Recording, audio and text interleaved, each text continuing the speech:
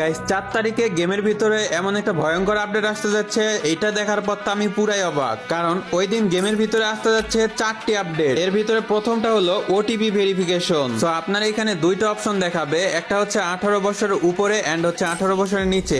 তো 18 বছরের উপরে হলে আপনার ইজিলি গেমে প্রবেশ করতে পারবেন, কিন্তু 18 বছরের নিচে হলে এখানে আপনার প্যারেন্টস এর নাম্বার চাইবে। নাম্বার দেওয়ার পরে সেই নাম্বারে ওটিপি যাবে এন্ড ওই ওটিপিটা দিয়ে আপনাকে আপনার অ্যাকাউন্ট ভেরিফাই করতে হবে। তো এরপরে আছে প্লে টাইম লিমিট। যারা কিনা 18 বছরের নিচে সিলেক্ট করেছে তারা কিন্তু গেমটা জাস্ট 3 ঘন্টার বেশি খেলতেই পারবে না। আর যারা 18 বছরের উপরে সিলেক্ট করবে তারা মাত্র 6 ঘন্টা খেলতে পারবে, এর বেশি খেলতে পারবে না। যারা র্যাঙ্ক পুশ করবে তাদের তো কি আর বলবো, শেষ। তো এরপরে আছে ব্রেক রিমাইন্ডার। মানে ধরো তুমি ভাই 2 ঘন্টা ধরে টানা গেম খেলতেছো, তো ওই সময় তোমাকে রিমাইন্ডার দিয়ে দিবে এন্ড গেমটাকে ব্রেক করতে বলবে যে এখন খেলো না ভাই, তুই পরে খেল। তো এরপরে আসা যাক আপডেট নাম্বার 4।